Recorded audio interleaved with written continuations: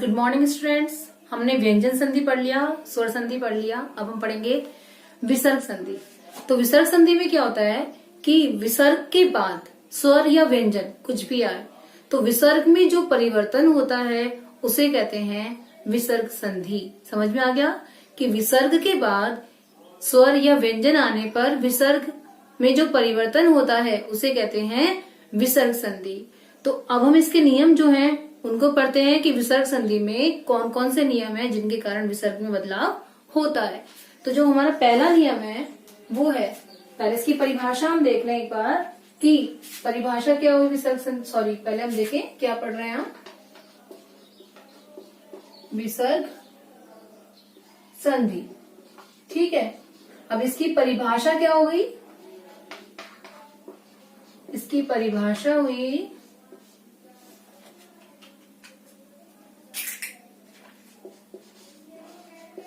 विसर्ग के बाद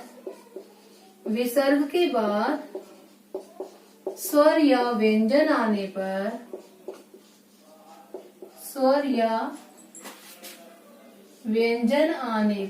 विसर्ग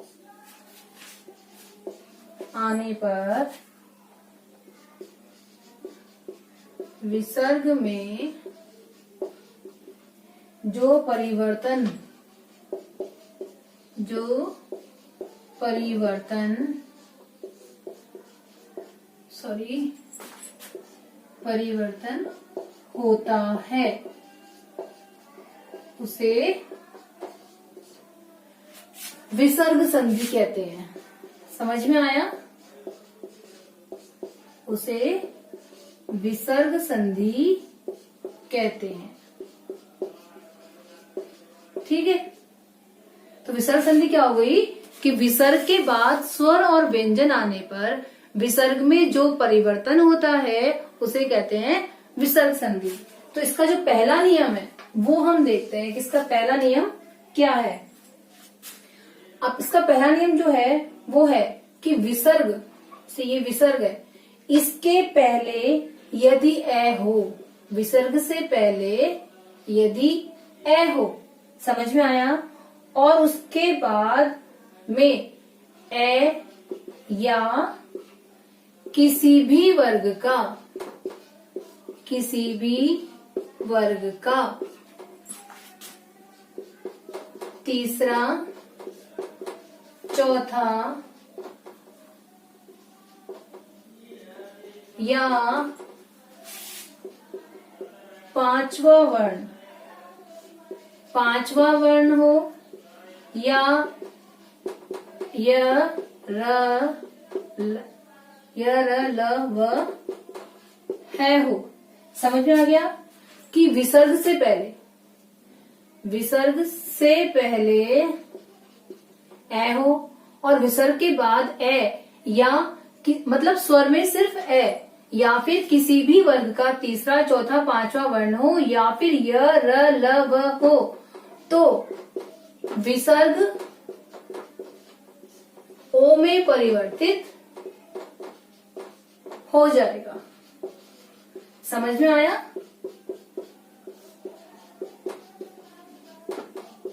ये नियम वापस देखें एक बार कि जो विसर्ग है उसके पहले यदि ए है, समझ में आया, विसर्ग से पहले यदि ए है और विसर्ग के बाद भी यदि ए हो, या तो सिर्फ स्वर में ए हो या फिर किसी भी वर्ग का तीसरा, चौथा या पांचवा वर्ण हो, जो हमने वर्ग पढ़े थे ना क च ट त प, उनमें से यदि किसी भी वर्ग का तीसरा, चौथा या पांचवा वर्ण हो, या फिर य र ल व ह मतलब अंतस्थ व्यंजन हो, तो विसर्ग किस में बदल जाएगा? ये जो विसर्ग है वो किस में बदल जाएगा? ओ में। विसर्ग किस में बदलेगा?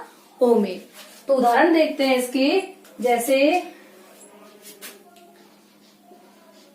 मनः प्लस योग। समझ में आया? अब ये जो विसर्ग है इसके पहले ए है, जैसे हम देखें मैं प्लस अ प्लस न प्लस अ, ए आ गया। तो विसर्ग से पहले ए है और विसर्ग के बाद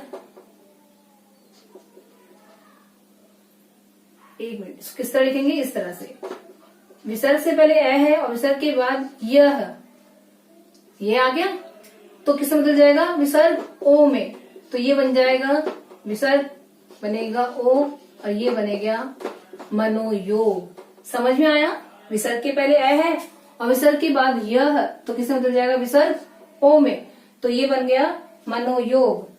अब देखिए यश है प्लस दा, अब ये है ए है प्लस द है, तो किसमें बदलेगा, ओ में, तो ये बन जाएगा यशोदा। समझ में आया, यश है प्लस दा तो बन गया यशोदा। और उदाहरण देखें इसके हम, जैसे मन है प्लस विज्ञान, ठीक है, तो अब इसमें क्या आ रहा है, सॉरी ए प्लस व आ रहा है, तो क्या बन जाएगा ओ, तो ये बन गया मनोविज्ञान। समझ में आया, तो इस तरह से पहला नियम देख लिया हमने। अब दूसरा नियम देखते हैं, वो क्या है। अब जो हमारा दूसरा नियम है वो है कि विसर्ग से पहले यदि ए या आ है, समझ में आया, सॉरी, विसर्ग से पहले ए या आ को छोड़कर, मतलब इन दोनों के अलावा छोड़कर कोई भी स्वर हो, ठीक है, विसर्ग से पहले ए या आ को छोड़कर कोई भी स्वर हो और उसके बाद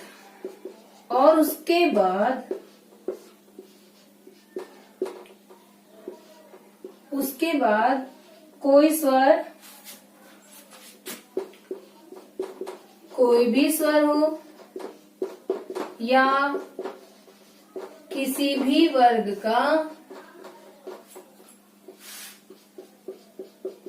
तीसरा, चौथा, पांचवा वर्ण हो या य र ल व ह हो। समझ में आ गया कि किसी भी वर्ग का, मतलब कोई भी विसर्ग है उसके पहले सिर्फ ए और आ हो, मतलब स्वर में से सिर्फ ए और आ होना चाहिए और कोई स्वर नहीं होना चाहिए। तो विसर्ग से पहले ए और आ हो, सॉरी बच्चों, कि ए और आ को छोड़कर कोई भी स्वर हो, सॉरी बच्चों मिस्टेक हो गई, कि ये नियम क्या है कि कोई भी विसर्ग हो, सॉरी, विसर्ग से पहले ए और आ को छोड़कर कोई भी स्वर हो और उसके बाद कोई भी स्वर हो या किसी भी वर्ग का तीसरा, चौथा, पांचवा वर्ण हो, तो क्या हो जाएगा, ये जो विसर्ग है वो किस में बदल जाएगा, रे में। तो विसर्ग रे में बदल जाएगा, ठीक है, समझ में आया। तो ये क्या नियम है कि विसर्ग से पहले ए और आ को छोड़कर कोई भी स्वर हो और उसके बाद कोई भी स्वर हो, ए और आ भी हो चाहे कोई भी स्वर हो, और उसके साथ किसी भी वर्ग का तीसरा, चौथा, पांचवा वर्ण हो या फिर य र ल व हो, तो जो विसर्ग है वो किस में बदल जाएगा, रे में। तो उदाहरण देखिए इसका हम, निहि प्लस आशा। समझ में आ गया, विसर्ग से पहले क्या है, ई है, उसके बाद में आ है, तो क्या बन जाएगा, ये विसर्ग किस में बदल जाएगा, रे में, तो ये बन जाएगा निराशा। समझ में आ गया, ये ऐसे है, ठीक है, तो ये बन जाएगा रे में, तो ये बन जाएगा नी, तो हो ही गया, रे आ की मात्रा लग गई, ये बन गया निराशा। समझ में आया। तो विसर्ग से पहले कोई भी ए और आ को छोड़ के कोई भी स्वर हो। और उदाहरण देखें हम इसके, नी प्लस धन, तो ई प्लस ध है तो रह बदलेगा। ठीक है, तो ये बन जाएगा निर्धन। समझ में आया? और देखिए इसके उदाहरण,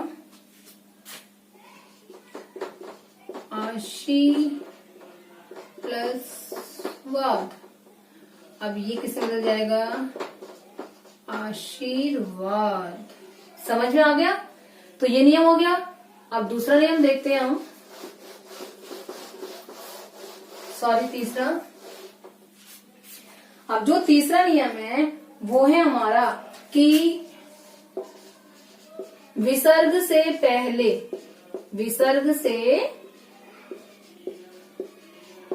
पहले कोई स्वर हो, कोई भी स्वर हो और बाद में च या छ या श हो।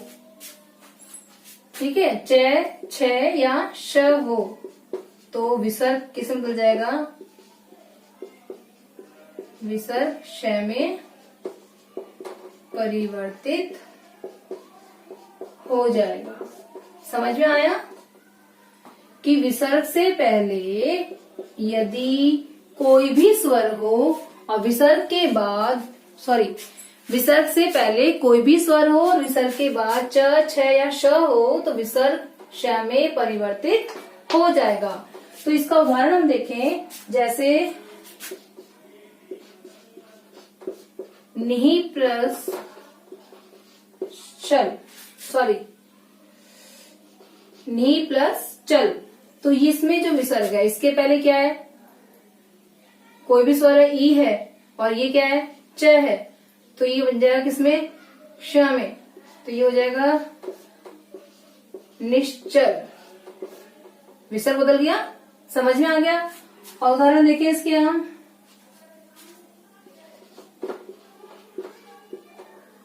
दुह प्लस शासन।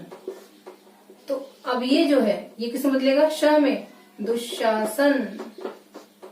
समझ में आया? इस तरह से। और देखें हम, दुह प्लस चरित्र तो क्या बन जाएगा? दुष्चरित्र। समझ में आया ये नियम कि विसर्ग से पहले कोई भी स्वर हो और विसर्ग के बाद च छ या श हो तो ये किससे बदल जाएगा? विसर्ग श में। तो ये नियम देख लिया। अब चौथा नियम देखते हैं हम। इसका जो चौथा नियम है वो कौन सा है? चौथा नियम देखते हैं एक बार इसको हटा के। अब जो हमारा चौथा नियम है वो क्या है कि विसर्ग के बाद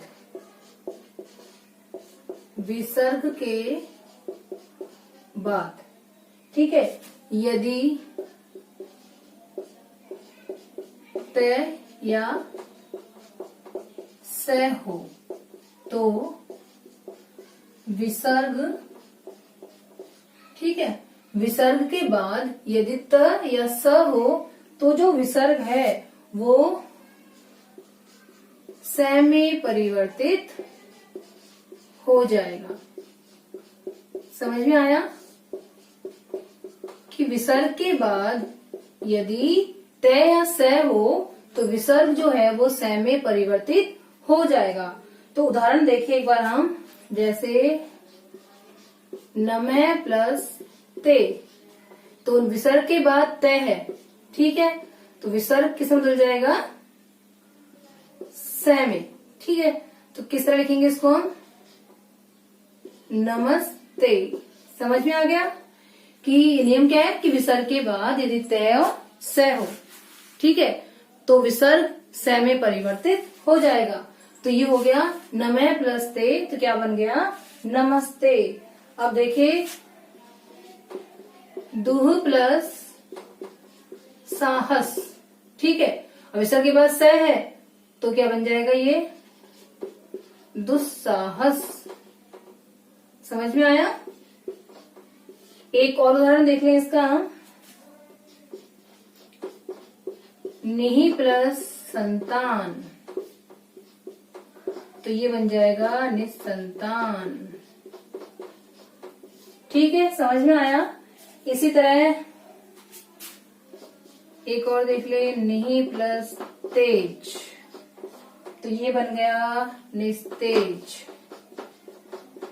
ये उधर नियम देख लिया हमने ये वाला कि यदि विसर्ग के बाद तय और सय हो तो जो विसर्ग है वो सय में परिवर्तित हो जाएगा।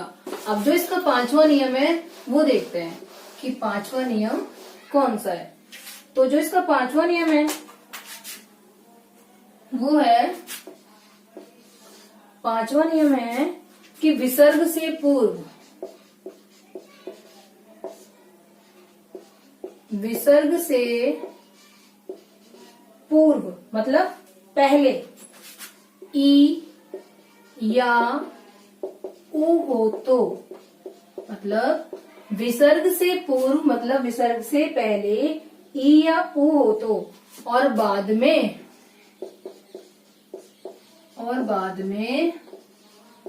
क ख ट ठ प फ, मतलब विसर्ग से पूर्व ई या उ हो और बाद में क ख ट ठ प फ हो, इनमें से कोई सा भी वर्ण हो तो जो विसर्ग है, तो विसर्ग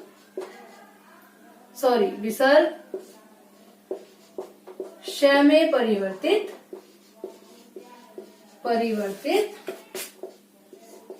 हो जाएगा। ठीक है, समझ में आया कि यदि विसर्ग से पूर्व मतलब पहले ई या उ हो तो और बाद में क ख ट ठ प फ हो तो जो विसर्ग है वो श में परिवर्तित हो जाएगा। जैसे उदाहरण देखें, निहि प्लस कलंक। अब विसर्ग के बाद कह तो क्या बन जाएगा, ये निष्कलंक। समझ में आया। निहि प्लस फल तो ये बन जाएगा निष्फल। समझ में आया। निहि प्लस काम तो ये बन जाएगा निष्काम। समझ में आ गया। अब इस तरह से इसके और उदाहरण नियम देखें हम। जो इसका छठा नियम है वो कौन सा है। छठा नियम है कि यदि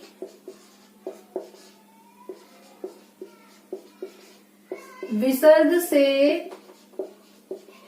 पहले ए या आ हो और बाद में विसर्ग से पहले ए या आ हो और बाद में कोई भी अन्य स्वर हो, कोई भी अन्य स्वर हो, तो विसर्ग का लोप हो जाएगा। मतलब विसर्ग ही हट जाएगा। लोप हो जाना मतलब हट जाना। ठीक है, पहले परिवर्तित हो रहा था, अब यहाँ जो विसर्ग है उसका लोप हो जाएगा। मतलब समझ में आया कि विसर्ग से पहले यदि ए और आ है और बाद में कोई भी अन्य स्वर है तो जो विसर्ग है उसका लोप हो जाएगा। मतलब जो विसर्ग है वो हट जाएगा। तो उदाहरण देखिए इसका हम, जैसे अतः प्लस ए तो ये क्या बन जाएगा, अतएव। समझ में आ गया। विसर्ग के बाद कोई पहले ए या आ है और बाद में कोई भी अन्य स्वर है तो जो विसर्ग है वो उसका लोप हो जाएगा। अब जो सातवां नियम है वो देखते हैं कि वो कौन सा है। अब जो सातवां नियम है वो हमारा क्या है कि यदि विसर्ग के बाद र हो तो विसर्ग का लोप हो जाएगा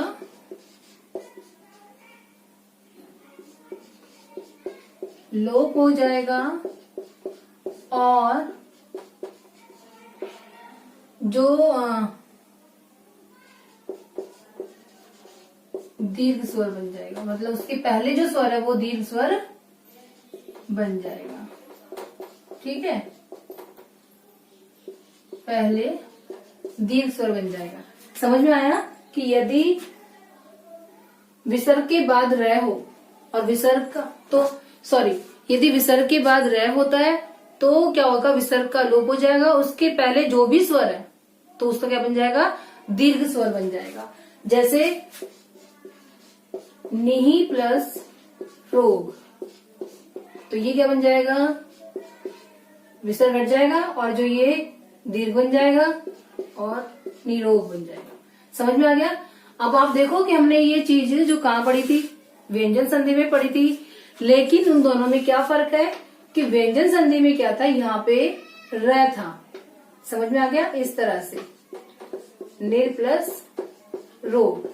ठीक है, ये व्यंजन संधि थी कि यहाँ पे विसर्ग नहीं था, यहाँ पे र था कि र के पहले हरिस्व स्वर हो, ई या उ हो और उसके बाद र हो, तो जो ये है वो दीर्घ बन जाएगा। तो ये इस तरह से ये बन रहा। ठीक है, बन दोनों में सेम रहा है, लेकिन दोनों में डिफरेंस यही है कि यहाँ पे क्या है, विसर्ग है और विसर्ग के पहले विसर्ग के बाद र है, और यहाँ पे हमारा नियम क्या था कि र के पहले हरिस्व स्वर हो और र के बाद में भी र हो, तो ये बन जाएगा दीर्घ में।